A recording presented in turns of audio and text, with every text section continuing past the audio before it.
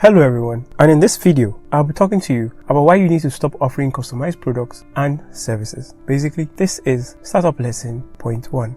So, to explain better, I will give you an illustration. In this simple illustration, I would like you all to meet Jeff. Jeff has started out his business and he's a web designer, but he has a little problem. He has faced his first problem actually. He needs customers. So, in order for him to find customers, with limited resources that he has, he's decided to build a referral program, starting with his friends and his families. He tells his friends and family that they will earn a commission if they refer any customers to him, and business is going well. Jeff has seen that his referral program is working, and everyone seems to like earn commissions whenever they find other people that may be interested in making use of a website. So Jeff is very excited and his business is going well. Now, over some time, Jeff is now faced with his second problem, exhaustion. Because he built it all by himself, he loses a lot of time and energy from taking clients' feedback or making last-minute changes and requests. So, in order for him to solve this problem, he considers charging extra. But at the same time, he believes if he does charge extra, he may create a poor customer experience and pursue his clients to other competitors. As you see, Jeff is aware that he's not the only web design business around. So, he thinks to himself, how can he solve this problem? And then he decides to actually hire people. He decides to hire people to assist him. That way he doesn't get burnt out or exhausted in due time. By hiring these people, he plans that he will simply delegate his task to them and they'll be able to carry it out. Smart move, Jeff. However, this leads to another problem. The next problem, people management. You see, managing people becomes an additional task in itself because some people come in late to work all the time, or they fall sick and are unable to meet deadlines. And he finds out that there's always one reason or another. A large percentage of his staff, either way, always come up with an excuse that prevents them from working optimally. He has tried different tactics and he decides he's going to hire a project manager to assist him. And since he's limited on funds, because the cost of hiring people is starting to eat into his profits, he decides that this project manager will work as his human resource agent as well. So not only will she help him hire new people, she will also help him manage projects that the client requests. So he puts out an ad looking for someone who can fit in these two roles and operate it as one. He is lucky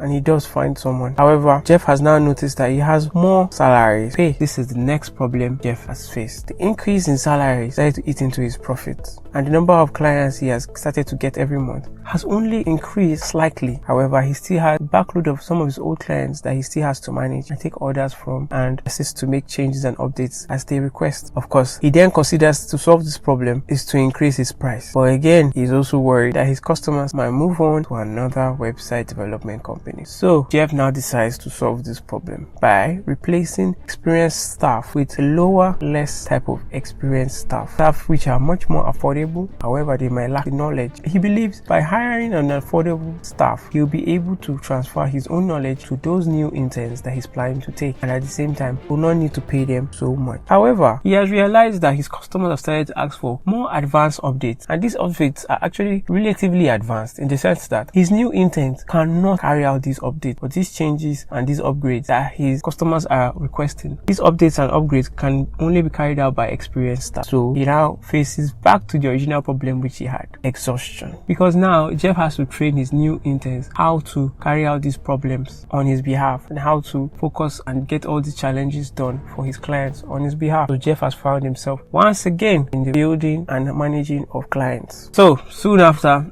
Jeff brings all his interns up to speed and he's happy that now they know what to do. However, his interns now no longer want to continue to accept the same type of salary that they once were settling for. You see, his interns have now become experienced staff, so they are now requiring more money for their time. And of course, Jeff refuses. He believes that since he taught them, they should still be more loyal to him for some time. Soon after, the interns resign. Many business owners, especially those providing services to their clients, always find themselves in this very, very vicious cycle of stagnation in growth. So I hope you have learned the lesson from this video. So if you think about it, any business that is offering services custom, for instance, lawyers, plumbers, electricians, carpenters, car mechanics, think about any business that handles clients, they all find themselves in this familiar and vicious cycle. Now I would like you to meet Jeff's friend Tina, and let's see how Tina manages to run her own business. Tina is also a web developer just like Jeff. She runs a YouTube channel with a reasonable following on by the side, where she talks about dating and as well as work-life balance for older, diverse divorced white women. Tina has noticed a lot of divorced women are finding it hard to find reasonable relationships. She has also noticed a trend that many of her divorced friends who are happily married at the moment were able to do so by dating younger men of African descent. However, some of her friends are not always as lucky when they try dating younger men, so she hits a eureka moment and decides to create an app catered to this niche audience. After a few months, she launches it on Play Store as well as on the App Store. And then Tina, just like Jeff, she faces her first problem. Her first problem, of course, is acquiring users that will use the app, and her solution is to take advantage of her already existing fan base, and she tells all of them to head up to her app to download it and to use it, as well as she introduces a referral program to encourage more people to make some money as they promote the app on her behalf. Then she has seen much success from this process and the app is growing rapidly. Her next problem is exhaustion. You see, Tina builds it all by herself and she monitors it all by herself, and she has also noticed that there has been a large trend of scammers trying to penetrate the app. So she sets up a vetting process to ensure that users provide a proof of employment, a proof of funds, and a valid passport, as well as a valid LinkedIn profile. Her solution works, however, it's still very time consuming for her to vet all of these applicants. She then decides she should hire staff. By hiring staff, Tina is able to speed up the vetting process as well as pay her staff well. She's able to manage the number of applicants simply by increasing the subscription fee. Once she noticed there has been a huge number of applicants trying to sign up for her service, she doesn't have to worry about competition because she's the only app currently that caters to this niche market. Tina is able to own and run a profitable business. She delegates the daily running affairs of her company and she can now relax. You see, even though Tina had the same skills as Jeff, she was able to build a successful business faster and less stressful than Jeff. However, why is it that you think Tina succeeded where Jeff failed if they both had the same skill set? What was Tina's secret ingredient that Jeff did not have? You see, firstly, Tina focused on acquiring customers known as users and not clients like Jeff. And you might be wondering that Tina's story, could it actually be true? Could it actually be possible to build a company this way and this fast? And you are right. You see, Tina's story is actually inspired by a true life story of a man named Marcus Freed. Marcus Freed created a dating site all by himself. He grew it up to profit SEO tactics. He didn't approach investors nor hire a team until he was already generating over $10 million